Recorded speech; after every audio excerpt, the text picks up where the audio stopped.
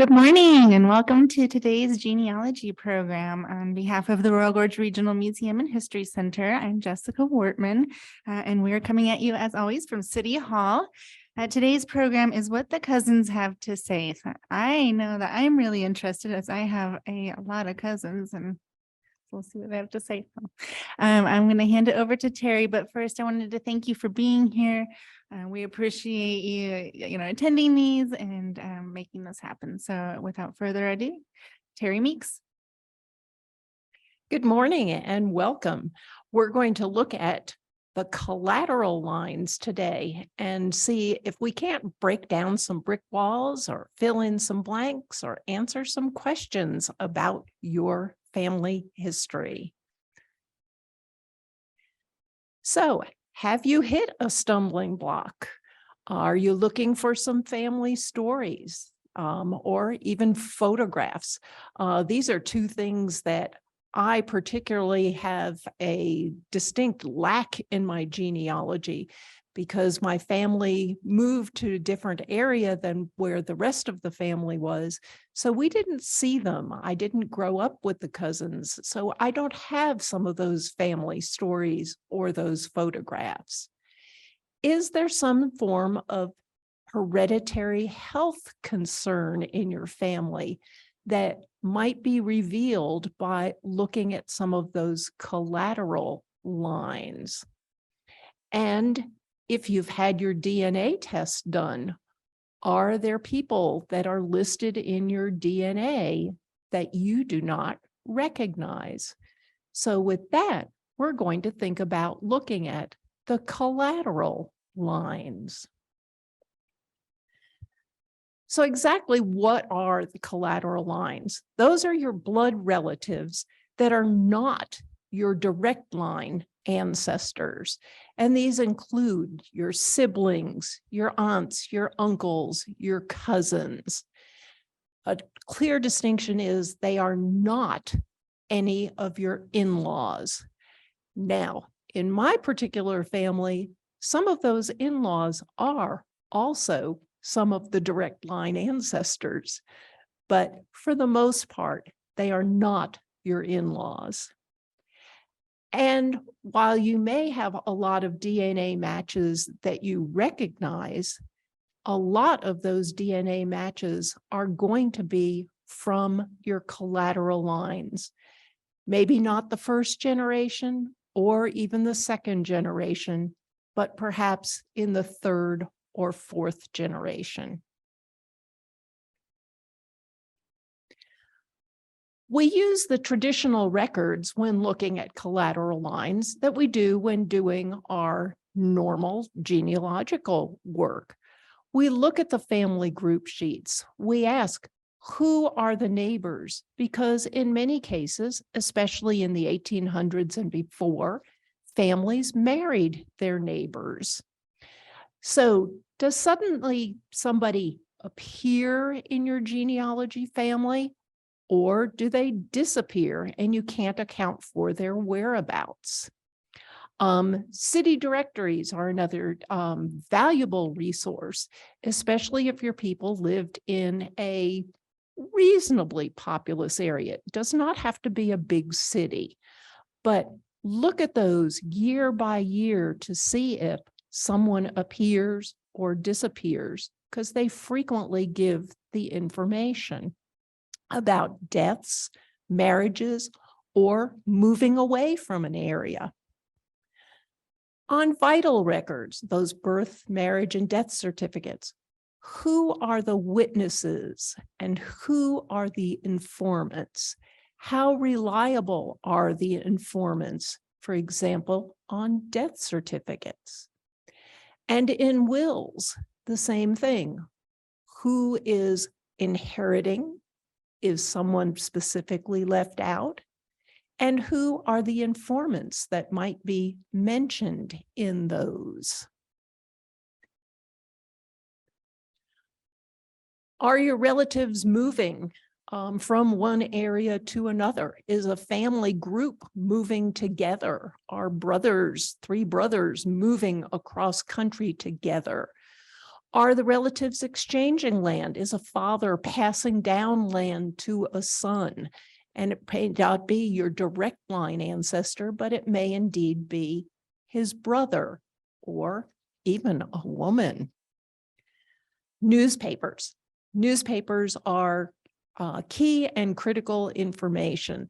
In many cases, newspapers do contain information that are not contained in our traditional records. Obituaries, for example, they usually spell out who is left behind, who has preceded them in death. So you may find some valuable information there. And of course, society pages where weddings are announced, engagements are announced, and just other social events, picnics, what's going on in the local area. Friends, relatives, and neighbors are mentioned. Military records, those pension records. And I have an example where a pension record clarified a bunch of information for me personally. Was there a bounty land application very early on? And did the people claim that? Or was it given to a collateral line? It's important to know before you start on the journey, what exactly are you looking for? Prior to the 1850 census, which finally does give us every name, you might be missing those parents' names. In 1840 and before, it's the head of the household, so you may only get the husband's name. You might not even get the wife's first name, let alone her maiden name. Were there name changes in the family? Did someone immigrate? Was their name anglicized? Was their name completely changed? Or did someone move across the country and trying to escape some form of knowledge and just simply change their name? Those lost trails, those relatives that disappear, that we can't find for love or money. And are there ways that we can find, perhaps locate them, see whether they died, see whether women married and changed their names, or, did they simply disappear? For your international genealogy, do you know your immigrant's hometown? In many cases, that you can't find this information. We get maybe the country, depending on the year and of immigration. But in other cases, you may be able to locate exactly where they came from by looking at a sibling, a relative, a niece, a nephew. And as we pointed out, it's those family stories and the photographs that we really are looking for, and that cousins, aunts, uncles, etc., may be able to supply that information. Do you have a family story that says something and you need the documentary evidence for it? We'll look at ways to see where we can find some of that information. We're going to do a series of case studies this morning. I'm going to pull examples from my own family history, as well as some others that show that looking at the collateral lines will help you to solve a mystery or fill in some of the blanks. It's important to realize when developing this, I thought, oh my gosh, this is so easy. But it took time. It took years. When I first started doing genealogical research, it was in the year 2000, and not everything was online. Everything still to this day is not online. So in some cases, these will seem very, very clear cut. But indeed, it did take a great deal of effort and time to puzzle out the solutions. Margaret Cooney was my great-grandmother, and I did not know her maiden name. So I was on the track of that. My mother frequently told stories about visiting her Aunt Tess and learning how to sew from her Aunt Tess. And I knew that her name was Teresa Nealis. I did not know whether she was on my grandfather's side of the family or my grandmother's side of the family. I did not know whether it was a single or a married name, or whether she was even an in-law. So the quest started. This is a picture that I did have. And this is my great-grandmother, Margaret Cooney, and this is Teresa Nealis. My mother had labeled the back of the photographs, but what is the connection? In doing my census research for my great-grandparents, I knew that they had both died in the early 1900s, both before 1920. So I found them in each of the censuses going backwards until 1870. I knew both of them had come from Ireland originally. So prior to that, I'm assuming that they were still in Ireland, and seeing as how their son John was only 4 years old, I'm thinking that their marriage came somewhere in the mid to early 1860s. So here again, no maiden name. I did the same thing by looking at Teresa Nealis. She had died shortly after 1920, and I found her in the 1920 census, and she's 54 years old, and at this point it says that she's single. So does that mean that she has never married? Or does that mean that she has divorced and she considers herself single? Still some questions. I do have her obituary, and because other relatives might have predeceased, her obituary lists all the people that attended the funeral and who sang what and who presided over the service. And there were 6 priests at the service, and they are all named, but not a single family member is named in her obituary. So I'm up against a brick wall.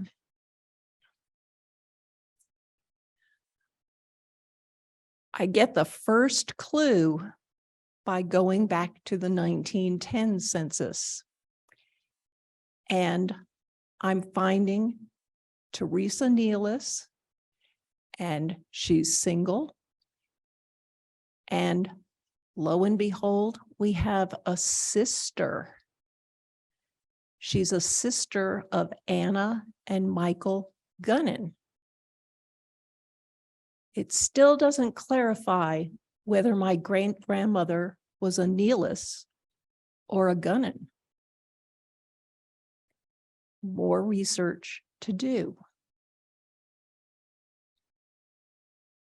In finding the obituaries for Michael Gunnan, I read through, and there's only one mention of his sister, Teresa Nealis, a stepsister. Still no confirmation. However, when Anna Gunnan died in 1913, we find that she is survived by a brother, Michael E., and 2 sisters, Mrs. Maurice Cooney, my great-grandmother. and Miss Teresa Nealis. Still the question, is she a Nealis or a Gunnan? Not online. I happen to be a member of the American Canadian Genealogical Society, and they have gone through Catholic Church records in New York and Massachusetts, and they have extracted the information from each one of the parishes and have published a series of books that they call repertoires. And in one of these for St. Mary's in Troy, New York, I find the marriage of Maurice Cooney in 1863 to a woman named Gunnan. Her first name is Margaret, and her whole name is Margaret Gunnan. No parents are listed on the record, and the witnesses are not, to my knowledge, family members. But I have finally realized that it is Margaret Gunnan and not on the Nealis side. In looking further, I find this is a New York State census, Teresa Nealis, and it's Tressie Nealis. And she is 24 years old, and she's got an older brother, James, and this is her father, Bart. And the Gunnans, the 3 Gunnan children, are living with them. Actually, it's 2 Gunnan children and a grandson, a step-grandson. And in getting to the 1860 census, we see Martin, who is really Bartholomew, and Mary Nealis, Annie and Michael Gunnan, and it's spelled Gunning instead of Gunnin. And their 3 children, here's Teresa. And as it turns out, this is Mary Reynolds Nealis. This is my great-great-grandmother, who was widowed when she immigrated, married Mr. Nealis, and went on to have an additional 3 children. So while it sounds very, very easy, it took a great deal of time. Census records were not all online at the time. And even to this day, the marriage record is not online. So your research has to go beyond the internet and into books, libraries, manuscripts. Let's take another look and see, do you suspect perhaps a name change? Was that name change done as a legal procedure, or was it just perhaps the Anglicization of a foreign name? And is it something more than just a spelling change? And I apologize ahead of time because many of these records are in French, but the methodology is what you should be interested in looking at. This is a 1763 baptism record from a church in Rivière-Nouvelle, Quebec. I had traced back to Modeste Serrien-Langlais, and she is my 4th great-grandmother. Through the marriages in the Catholic Church and through the French Canadians, the women never changed their names. So that makes it extremely helpful. And she is listed as the daughter of Francois and Marie-Joseph Beaulieu. So the next step is to look for her parents' marriage and their births. especially Francoise. We want to trace that name. In Quebec and sometimes in France, they have what are called D names. These are names, the Serien is the given or the surname, but they are called, that's what the D means. They are called Langlais. And you can find records under either one of these names. So I did find the marriage record for Jean-Francois and Joseph, and then went back to Joseph's baptism record. This record is from 1720, and here again, we easily find that Joseph is baptized, and he's the son of Louis Philippe Langlais and Marguerite Lavoie. Next step, find Louis Philippe and Marguerite's marriage. And fortunately, they got married in 1718. And it says that Louis Philippe, and he is from English by nation. That's what the blow up is. I apologize for the non-clarity of the image, but he's English. So he might have come from the United States, and he is marrying. There are no parents' names for him. We have Marguerite Lavoie and her parents' names. So I'm at a dead end. I'm looking more for, is there a baptism record? Is there something from England, the United States? He's an Englishman. It took years, and it took an accidental stumbling upon the information. It turns out that Daniel Sargent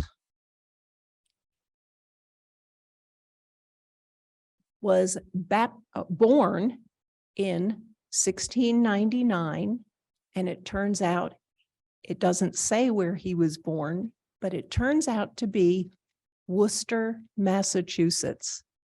And he is the son of Diggory Sargent and Marie Aubin. So the Sargent became Serien in French, and he was an Englishman, Langlais, and that's why the name became Serien Langlais from the future on. What is interesting about this is that he was ransomed he was taken by the Indians and ransomed and sold to the Governor General of Quebec at the time, Philippe Regnault. And he remained in Quebec for the rest of his life, married, had children.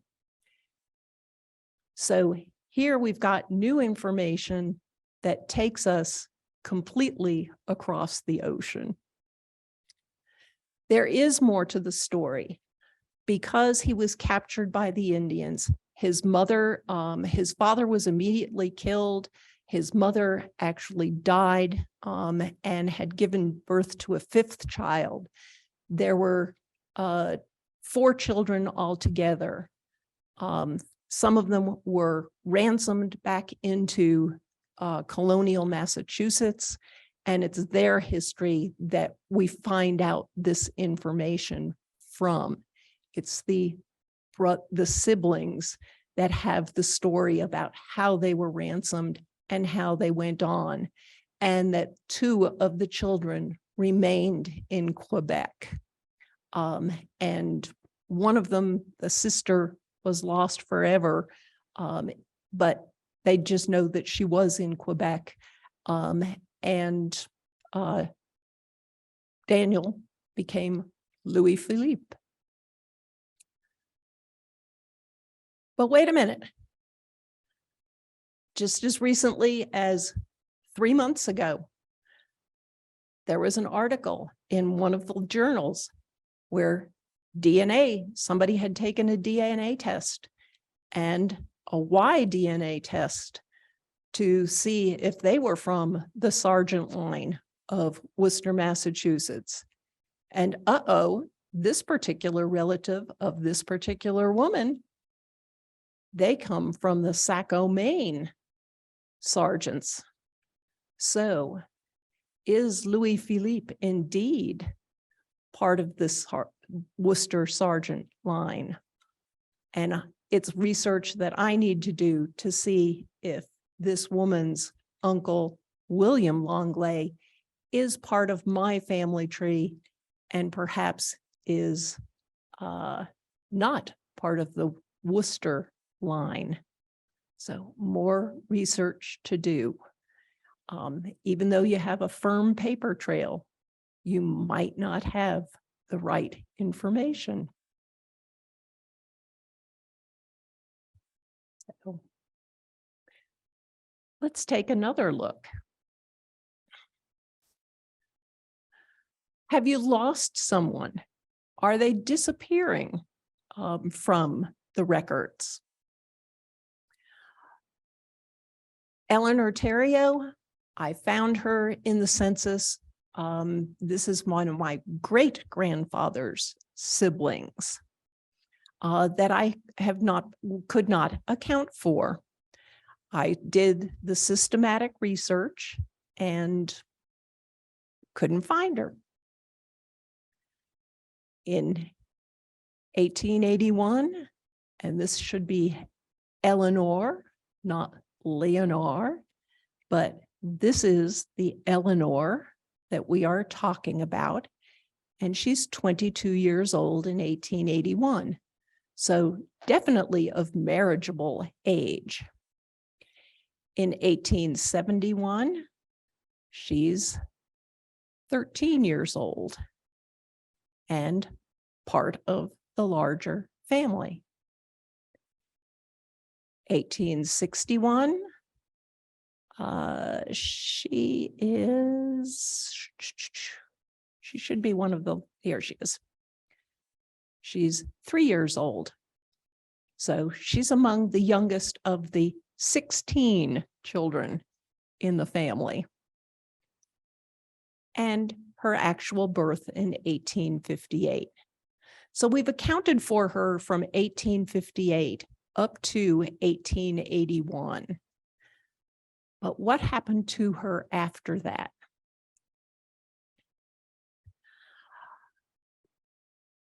It took years again for me to realize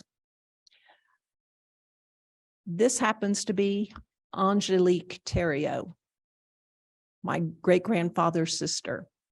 She married a Charles La Rochelle, and they moved to Cohoes, New York, and with their family. They did eventually move back to Quebec, probably around 1920. They have a lodger living in their house. Eleanor Baillargeon had no recollection, no family relationship, etc. So she's the boarder. It took multiple years. I'm thinking probably about 5. And somebody said, always go back and look at what you've already done. Look at your census research every couple of years to see if things jump out at you. And I'm thinking, did Eleanor move with her sister or with another member of the family? to Cohoes, New York. Not everyone in the family did move from Quebec. So it was a question. I turned to those books again. And this happens to be from a St. Joseph parish in Cohoes, New York.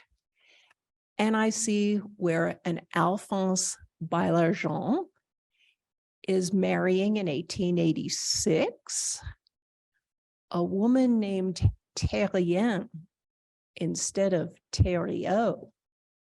Spelling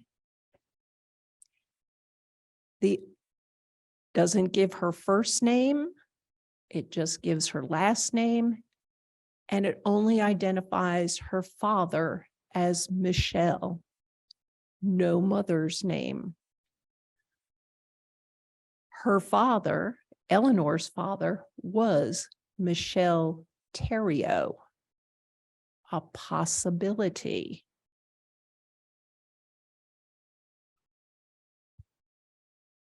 It turns out in 1905 that Eleanor Theriot, the widow, let's see, where is it?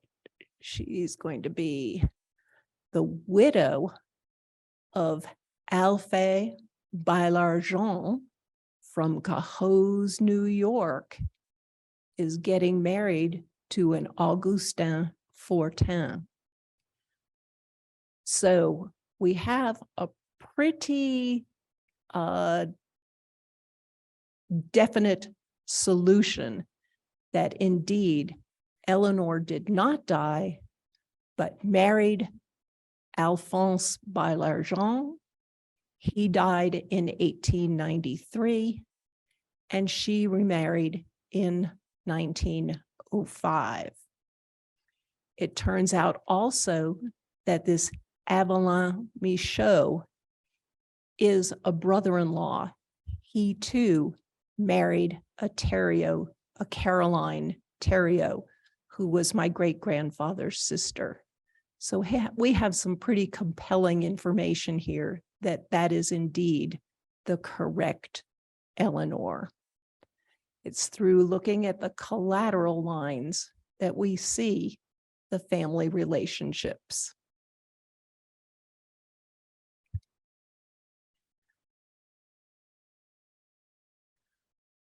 Are you looking for your immigrant's hometown?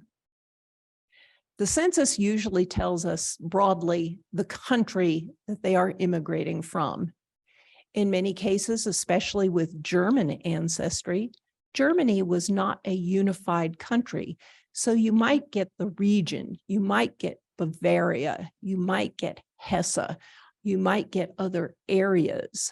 And then you have something called Prussia, which was a huge landmass that incorporated what is today multiple countries. So trying to find the individual hometown is extremely difficult. Have you exhausted all of the direct lines in looking for this? And perhaps a collateral line might give you the hints that you need. So I'm looking at a case from here in Canyon City of Frank Arnold, who is married to Mary. And we're going to look back from 1940 to 1930, 2010, etc. And we see for the most part that he is recognized as being born simply in Belgium. By the time we get back to earlier times, we see that he's born in France. Well, he was indeed French speaking, but he probably was born in Belgium. And we see his name that appears on an 1881 ship list. Here again, he's 21 years old and he is from Belgium. But where in Belgium? There's a little bit of a relationship. We've got Adolf Laruth, who has recently come from Belgium. And this is in 1920, a newspaper clipping. And they are visiting, and this should be Michaud home, and they're looking for a permanent location. They are going to settle here in Canyon City. Well, it turns out that Mrs. Laruth is the niece of Mrs. Frank Arnold. So we've got this tenuous collection. How are they related? Well, it turns out that Adolf Laruth did immigrate in 1920, and his wife, and this should be Clementine, and their son, who became Ralph, did immigrate to Canyon City. And this also should be Ben Achim, Liège, Belgium. Okay, so we know where Adolf came from. Perhaps there's more information. In tracing back Clementine's lineage, since she is the niece that is connected with Mrs. Arnold, in tracing back, I found out that her maiden name was Lalaman, and she was from Ben Achim. Well, it turns out that her aunt, Marie Augustine Antoinette, was born in 1857 in Ben Achim. I can't see, there's my cursor, Ben Achim, which is part of Huy, Belgium. So we've got the connection between the two women. We've got the aunt and the niece relationship established. It still doesn't tell us where Frank Arnold is from. Here is the 1868 marriage record for Marie Augustine, who is from Ben Achim, and she's marrying Francois Joseph Arnold, and he is born in Hayo, which is also part of Belgium. So now we know exactly where he came from. And we see a decennial table from 1851 from Hayo. And we see at the very bottom, Francois Joseph Arnold, born 27 July, 1849. Eureka! We have found him, and we know his hometown. And it's interesting to research these hometowns and see what was the industry in that hometown. Ben Achim was a mining area. Ben Achim was an area that was overrun by the Germans in World War I and suffered major atrocities. So it's a miracle that this family who immigrated in 1920 even survived to come to this particular area. So lots of information can be gleaned from that ancestor's hometown.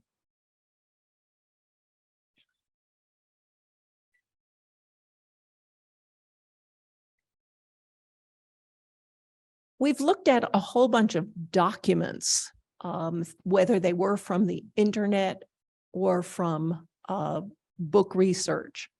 But there are also current family members to get into contact with.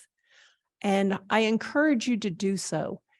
Get those family stories, because even if you might have been at a particular event with them, you saw it with a different set of eyes. They may have been off playing with different cousins when you as a child were clinging to your mother or playing with a different set of cousins. So they saw things differently. And that's where some of those family stories come really into view. Try to make contact with them, second, third cousins that you may never have even met.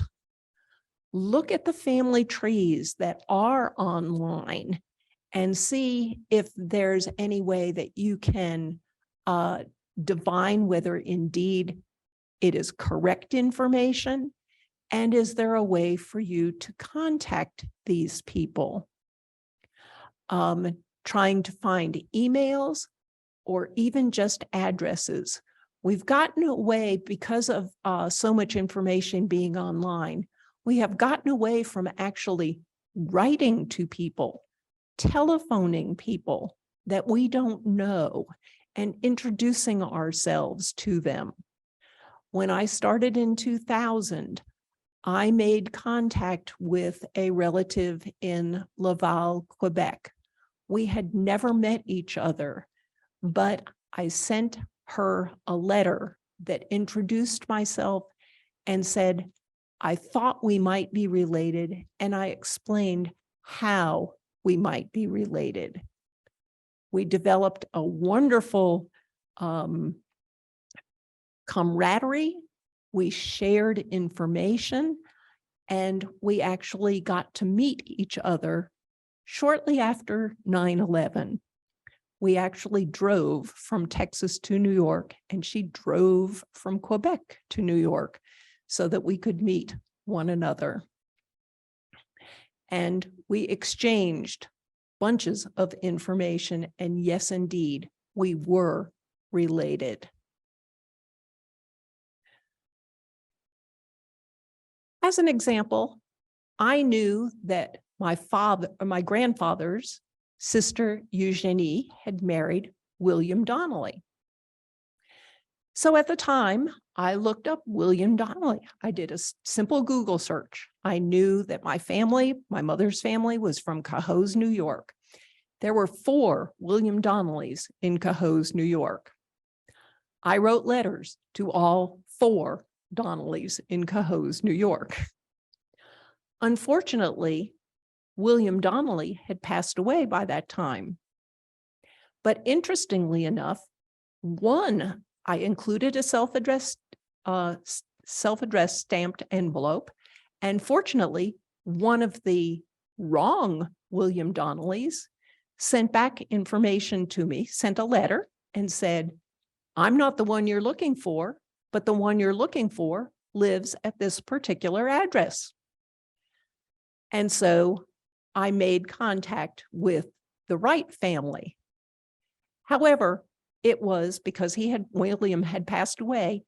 Fortunately, his son Tim still lived in the same house that his father had owned and that he had grown up in. Tim was very gracious and sent back a letter and included a photograph of my grandfather's 2 sisters and his brother. The collateral line gives me information about Eugenie married William Donnelly, and I'm not sure which of the 2 sisters is which. Which one is Mrs. Hanrahan, who is Eva, and Mrs. Donnelly. I don't know whether they went this way to introduce them or whether they went this way.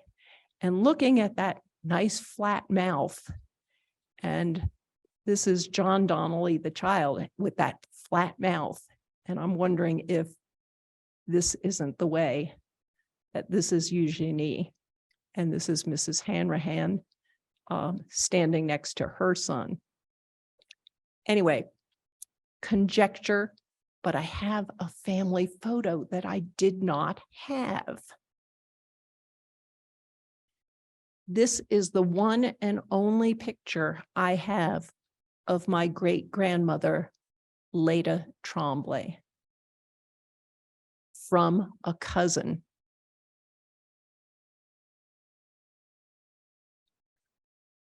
By contacting other family members, I have collected some other family photos. Who are these people? And that's one of the quandaries and some of the genealogical information that I have been looking for.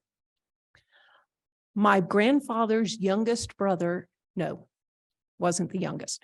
My grandfather's younger brother, Philippe, had married and died in 1919, probably as a result of the 1918 flu epidemic.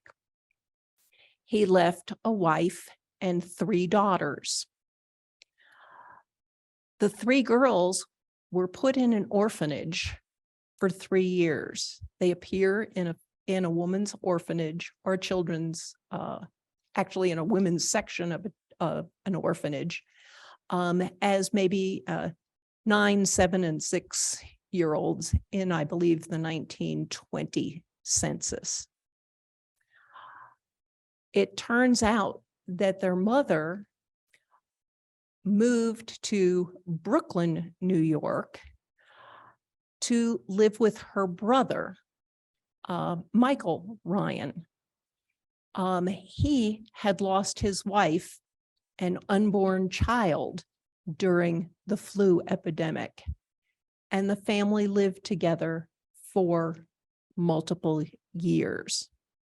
So Philippe had 3 daughters.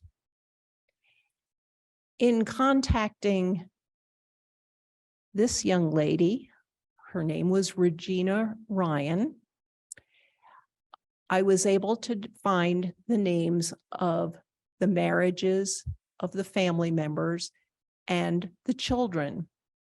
And it turns out that this is Margaret Terri Ryan. The photograph is probably from 1947. This is Regina Ryan. This is Margaret's sister, Patricia, who married a man named Lang. Let me make sure that no, I take that back. She's Margaret Lang, married Patricia, and Patricia married the Ryan. And in 1946, she had her first child, George. Their sister, Betty, never married. So I have confirmed that we have the 3 sisters of my grandfather's brother, Philippe, and the start of their families. And in the 1940 census, we have Elizabeth, the mother, still having Betty and Patricia living at home. Patricia didn't marry until 1941. And we see George Lang and Margaret, but Regina wasn't born until 1941. And they're both living in reasonable proximity in Brooklyn, New York. Collateral lines. So when we talk about documentary evidence, look for those records that are not online. Start that correspondence, open the communication with other family members and see what kinds of stories they have, especially if you're fortunate enough to have an older sibling or an older relative that is still alive. Ask them for the stories, ask them for the photographs that might be able to help you with your direct line ancestors. Libraries, archives, history centers, genealogical societies are valuable resources for genealogical information. If one of your families moved to another area, contact those entities in that local area and see if there's information that you can attain. Churches and cemeteries also contact the churches or the denominational offices to see if they have records that might, for collateral lines that might lead to those parents' names. Cemeteries, see if you can't find where the cemetery records are. Not everyone has a tombstone, but there might be other members of the family that are buried in the cemetery that will lead you to your family member. Also, there's always the possibility of a road trip. Think about visiting an area where your family might have lived. Make a listing, organize your material, and see exactly what do you want to find out, and plan to make a visit. We spent many vacations in Iowa or in Nebraska and gleaned a lot of wonderful information. You might find obituaries in a local newspaper if you write to a library. In many cases, they will photograph the information you are looking for. They may ask for a donation, or they may charge an actual fee. If you visit a church, you may actually get a copy of a certificate. This one happens to be very, very interesting. This is for my great-grandmother's older brother, Daniel. And it wasn't until I got his Civil War pension records that I found out he was married previously to a Catherine Walsh. I never knew him, but I knew from his records that he was married to a different woman. So by actually contacting the church in the area, I got a copy of their marriage certificate in 1873. He does not appear in the 1880 census. By writing to that church, I also found out that he and Catherine had a string of children that were born in the 1870s or early 1880s, but who had died in the interim, so that they would not have appeared perhaps in any census, because we jumped from 1880 to 1900. I recognize the names. This is my great-grandfather, my great-great-grandmother, my grandmother's sister, my great-great-grandmother's second husband, and her Mary Reynolds Nealis name, and other members that I have not connected in terms of family. You get pictures of the church that they attend, the house that they lived in. This house no longer exists. This picture is priceless to me. A park now occupies this area. So check out those cousins. They may help you find information about your direct line ancestors. And I can't emphasize enough how much you need to revisit the work that you have already done. That was one of the things I lost a lot of information when a hard drive crashed, and I have spent a good bit of time revisiting the area and looking at folks. I have found additional information.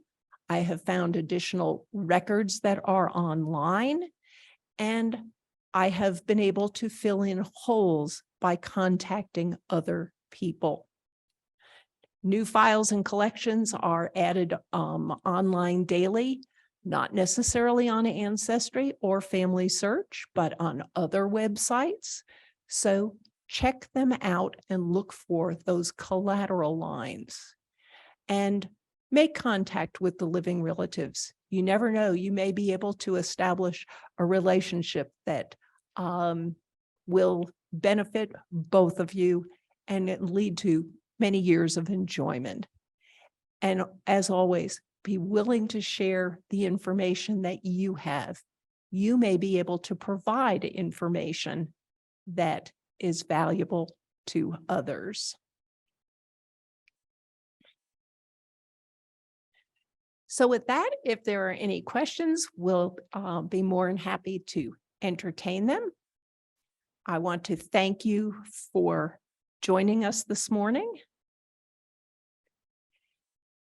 And we're going to look at next month at tools that you might be able to use in helping you figure out some of the genealogy records.